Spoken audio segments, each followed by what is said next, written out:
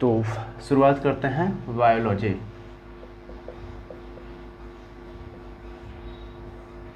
Biology जिसे हम जीव विज्ञान कहते हैं, ठीक है, जीव विज्ञान।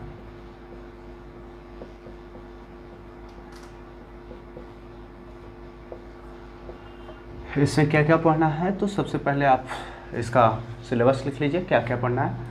तो इसमें आपको पहला टॉपिक पढ़ना है जिसमें पाचन तंत्र होगा,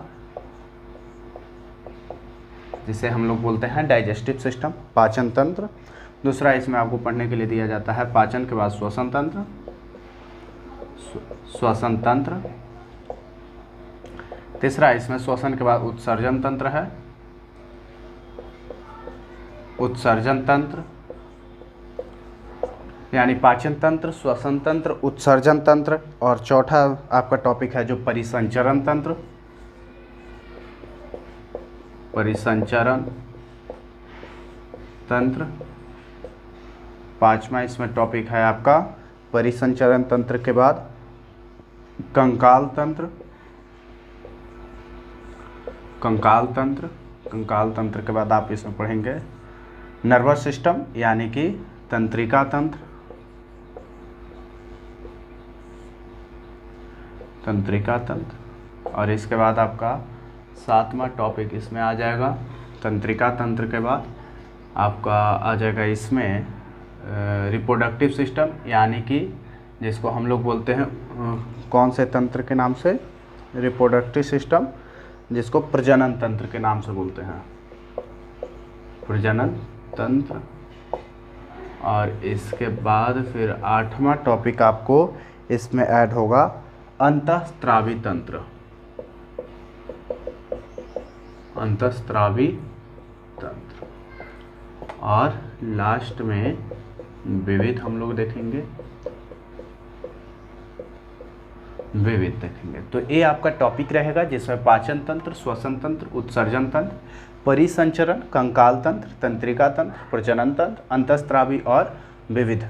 ये बायोलॉजी का लगभग समस्त सिस्टम है। बायोलॉजी का मतलब हमारे शरीर का पूरा सिस्टम है, जिसमें पूरे शरीर किस तरह से कार्य करती है किसी भी चीज़ों को लेकर के, तो इन्हीं सब मेथडों से पूरे शरीर का वर्क चलता है, ठीक है। पाचन, श्वसन, उत्सर्जन, परिसंचरण, कंकाल, तंत्रिका, प्रजनन, अंतःस्रावी और विविध। इसको हम लोगों ने डाइजेस्टिव, रेस्पिरेशन, फिर एक्सक्रीटरी, सर्कुलेटरी और इसके बाद स्कैटल सिस्टम। तो धीरे धीरे इन सब चीज़ों के बारे में सीखते चले जाएंगे, ठीक है। तो आज हम जो शुरू करने जा रहे हैं जिसमें आज आपका होगा पाचन तंत्र। तो पाचन तंत्र से आज हम शुरू करेंगे और एक एक करके पूरे टॉपिकों को कवर करते चले जाएंगे। तो आज हम पाचन तंत्र से शुरुआत करेंगे। अगर आप इसको देख रहे होंगे तो आप लिखते भी चलिएगा हमारे साथ, क्योंकि पूरे बायोलॉजी को हम कवर करेंगे। और ये आपको काम कहाँ आएगा, वर्तमान के जितने भी एग्ज़ाम बिहार के आ रहे हैं, या फिर कह सकते हैं कि आपका सेंट्रल लेवल का एग्ज़ाम आ रहे हैं, उन सभी में ये काम करेगा। लेकिन ये खास करके दरोगा बैच के लिए लाया गया है।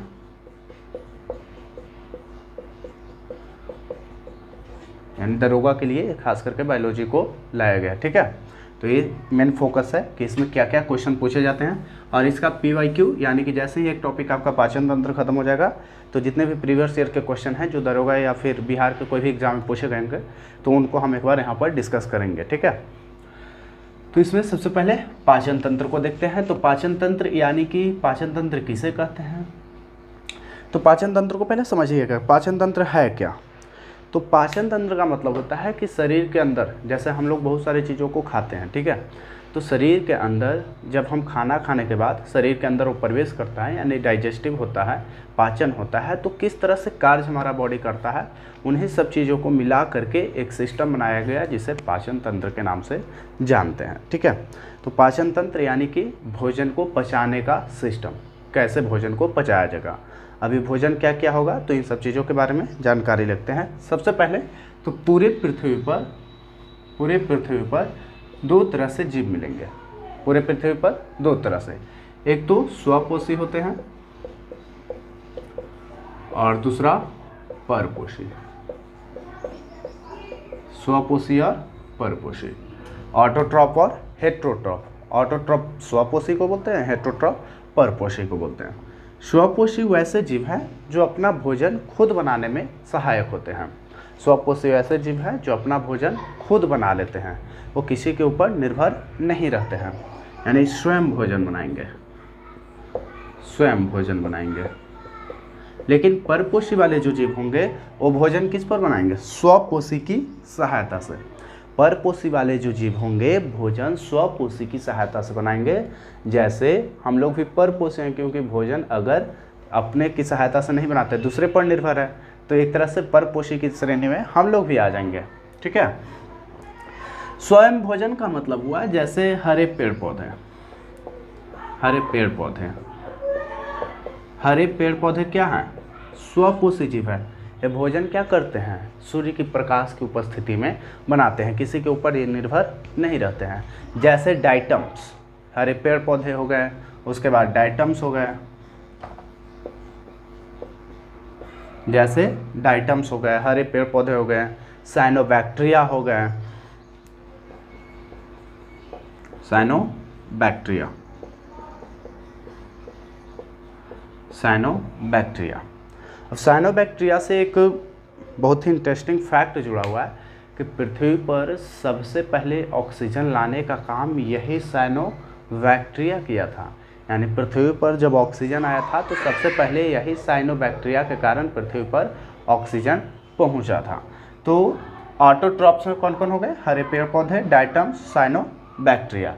परपोषी किसे कहेंगे? परपोषी यानी जी स्वपोषी पर निर्भर होंगे। जैसे आप रख लीजिए मानव, मानव हो गया, पशु पक्षी हो गए, मानव प्लस पशु पक्षी, ये सब क्या है? परपोषी जीव है। तो हमने देखा कि जीव हमारे पूरे पृथ्वी पर कितने प्रकार से हैं? जीव दो प्रकार से, स्वपोषी, परपोषी, ऑटोट्रॉप और हेटेरोट्रॉप। ऑटोट्रॉप किसको कहेंगे? जो अपना भोजन खुद बनाता होगा। हेटेरोट्रॉप किसको कहेंगे? जो अपना भोजन दूसरों की सहायता से बनाता होगा। जैसे मानव हो गए, पशु पक्षी हो गए, ये आपका हेटेरोट्रॉप हो गए, यानी परपोषी हो गए। और स्वपोषी जो भोजन खुद बनाता होगा, इसे हम लोग ऑटोट्रॉप बोलेंगे। जैसे पेड़ पौधे, डाइटम्स हो गए, उसके बाद साइनोबैक्टीरिया हो गए, नीली हरी शैवाल हो गए, ये सब क्या है?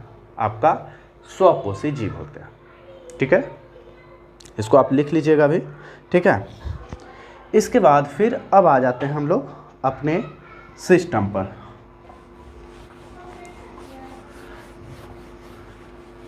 तो हमें किसे पढ़ना है? परपोषी। और परपोषी में किसे पढ़ेंगे? मानव के। और मानव का हम क्या पढ़ेंगे? पाचन तंत्र। मानव के पाचन तंत्र। तो मानव के पाचन तंत्र के पढ़ने से पहले हम लोग कुछ जीवों को कैटेगराइज किए हैं, क्योंकि पृथ्वी पर बहुत सारे टाइप के जीव हैं। पृथ्वी पर बहुत सारे टाइप के जीव हैं। जैसे कुछ लोग बोलते हैं कि हम शाकाहारी हैं, कुछ बोलते हैं हम मांसाहारी हैं, कुछ सर्वाहारी हैं, है ना।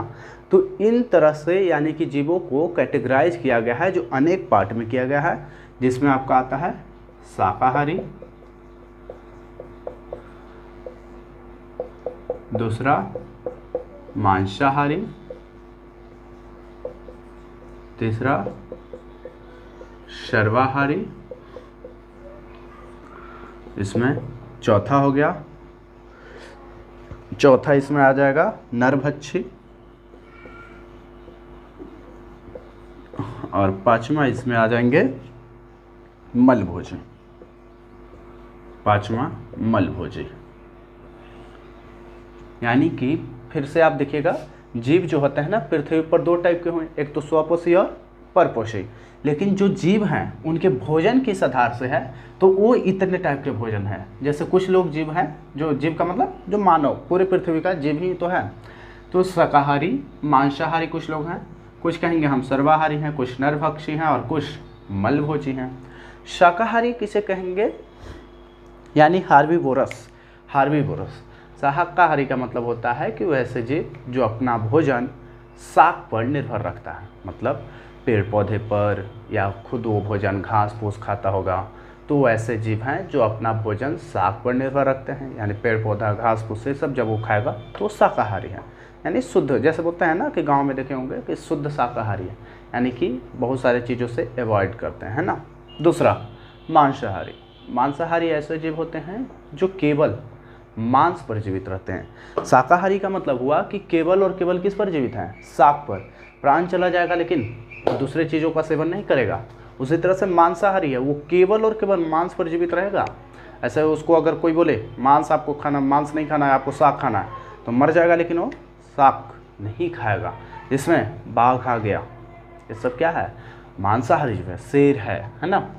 फिर सर्वाहारी जीव कौन से होते हैं, तो सर्वाहारी जो दोनों कैटेगरीज में हो जाते हैं। सर्वाहारी जो दोनों होते हैं, जैसे आप समझ ही रहे होंगे, हम लोग हो जाते हैं, यानी मानव लोग हो जाता है। मानव लोग कभी शाकाहारी का मूड हो गया तो शाकाहारी, कभी मांसाहारी तो मांसाहारी का सेवन कर लेते हैं, यानी कि मानव सर्वाहारी के रूप में आते हैं। ठीक है।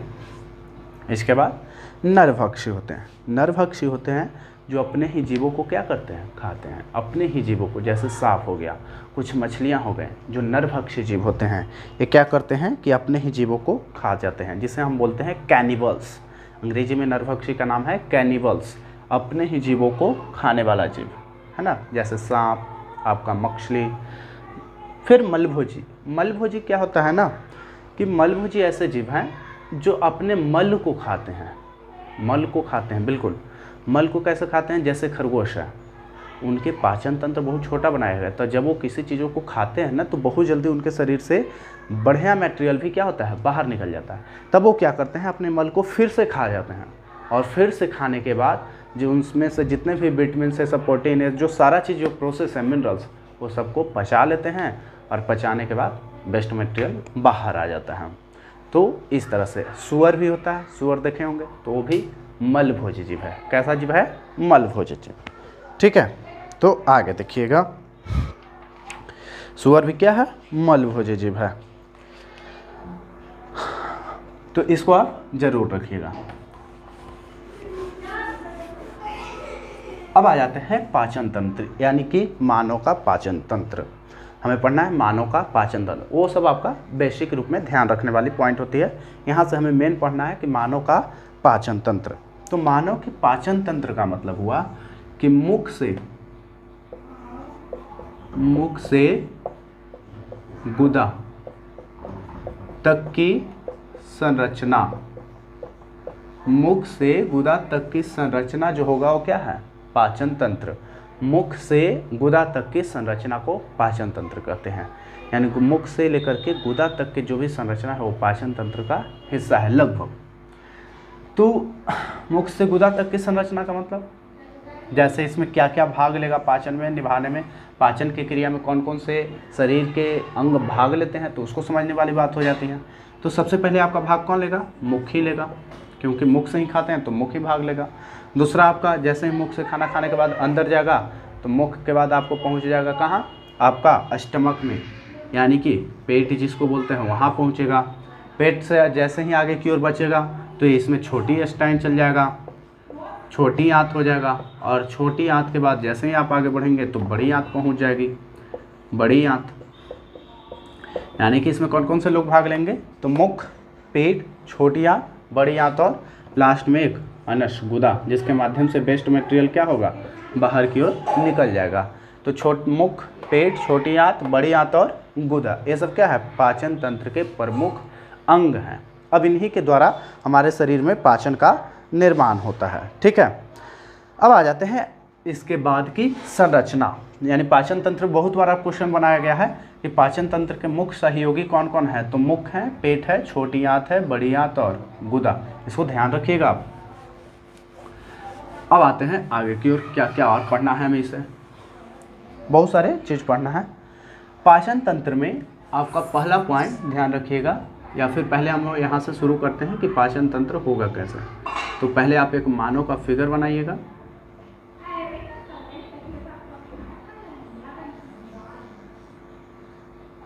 मानव का फिगर बनाइएगा।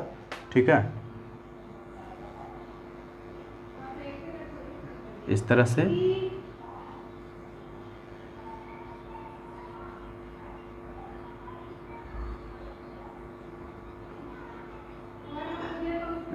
आप फिगर बनाइएगा मानव का। ठीक है, जिसमें यहाँ पर अनस हो जाएंगे, और ये आपका लगभग बता देंगे कौन कहाँ पर क्या काम करेगा। ठीक है, तो ये आपका लगभग आपका मानव का फिगर, जिसमें कौन कौन से चीज़ हमारे अंदर बैठे हुए हैं और क्या क्या उनकी कार्य है। तो सबसे पहले इसको हम लोग बोलेंगे मुख। मुख में दो चीज़, पहला दांत और दूसरा जबान, यानी जिसे जीभ बोलते हैं। मुख के बाद यहाँ पर जब एंट्री करेगा तो यहाँ पर एक लटका हुआ संरचना दिखेगा आपके गले में। जब मुँह फाड़िएगा ना तो एक लटका हुआ संरचना दिखाई देगा, जिसको हम लोग बोलते हैं येउला। क्या बोलेंगे? येउला। ठीक है। उसके बाद के जो संरचना आएगा धीरे धीरे बढ़ते चला जाएगा, इसको हम लोग बोलेंगे अष्टमक, पेट। जो पेट है ना, इसको अष्टमक बोलते हैं। ये आपका लीवर, एक कौन है? लीवर है, यानी कि आपको लीवर कहा जाएगा। ठीक है। उसके बाद इसको हम लोग बोलते हैं गॉल ग्लैडर, पित्ताशय। गॉल ग्लैडर, पित्ताशय। इसको हम लोग बोलेंगे अग्नाशय। ये जो स्ट्रक्चर आपको दिख रहा है अग्नाशय, तो इसको अग्नाशय बोलेंगे। और इसको छोटी आंत, और इसी के अंदर बैठा हुआ है इसके बाद की संरचना बड़ी आंत। ये अनश आपको मिल जाएगा, यानी गुदा हो गया, छोटी आंत, बड़ी आंत, अनश। तो पहले येउला, उसके बाद माउथ, टीथ और टंग, यानी दांत और जबान। फिर लीवर आपको आ जाएंगे, लीवर के अंदर ही मिलेगा आपका पित्ताशय, जिसको गॉल ग्लैडर बोलते हैं। इधर पेट है, पेट के बाद आपका नीचे में आ जाएंगे तो अग्नाशय मिल जाएगा। अग्नाशय के बाद छोटी आंत, नीचे चलते चले जाएंगे तो छोटी आंत के बाद बड़ी आंत, बड़ी आंत के बाद अनस, और बहुत सारे चीज़ों का खत्मा हो जाएगा, है ना। अब इसको समझिएगा, बहुत बार ये क्वेश्चन पूछा गया कि अग्नाशय किस भाग में है। तो आप अपने शरीर को देखिए, जैसे तो ये राइट मेरा हो गया, ये लेफ्ट हो गया। तो अग्नाशय हमारे शरीर के किस भाग में है? लेफ्ट भाग में। अगर आपसे कोई पूछे पित्ताशय शरीर के किस भाग में, तो पित्ताशय यानी कि हमारा राइट का मतलब लिवर में, तो लिवर इस तरफ मिलेगा। तो पित्ताशय हमारा किस तरफ होगा? राइट के पार्ट में। ये भी क्वेश्चन पूछा गया है कि अग्नाशय किस तरफ है हमारे शरीर का, पित्ताशय किस तरफ है। तो शरीर के स्ट्रक्चर आप अपने ऊपर देख लीजिएगा, उसके हिसाब से आप राइट और लेफ्ट का अंदाज़ा लगा लीजिएगा। ठीक है। तो ये हमें पढ़ना है। अब इसमें सबसे पहले हमें पढ़ना है पाचन तंत्र में कौन से? दांत और जबान, यानी कि मुख पढ़ना है। तो पाचन तंत्र का पहला पॉइंट क्या होगा? मुख होगा। पाचन तंत्र का पहला पॉइंट मुख होंगे।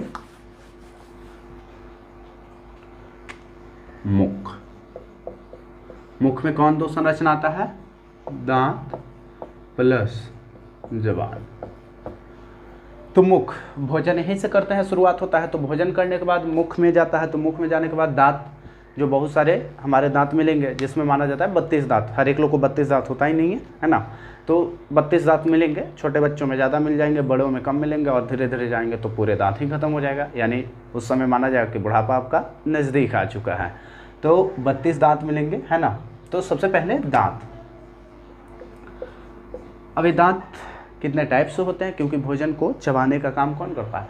दांत ही तो करता है। जब किसी चीज़ों को आप चबाते हैं तो दांत क्या करता है? उसको पीसने का काम करता है, छोटे छोटे पार्टिकल्स में उसको बनाने का काम करता है, और फिर धीरे धीरे वो कहाँ पहुँचेगा? स्टमक के अंदर पहुँचेगा। तो दांत का स्ट्रक्चर के आधार पर देखा जाए, बनावट के आधार पर, तो बहुत सारे टाइप में होते हैं, जैसे इंसाइजर, केनाइन, प्रीमोलर,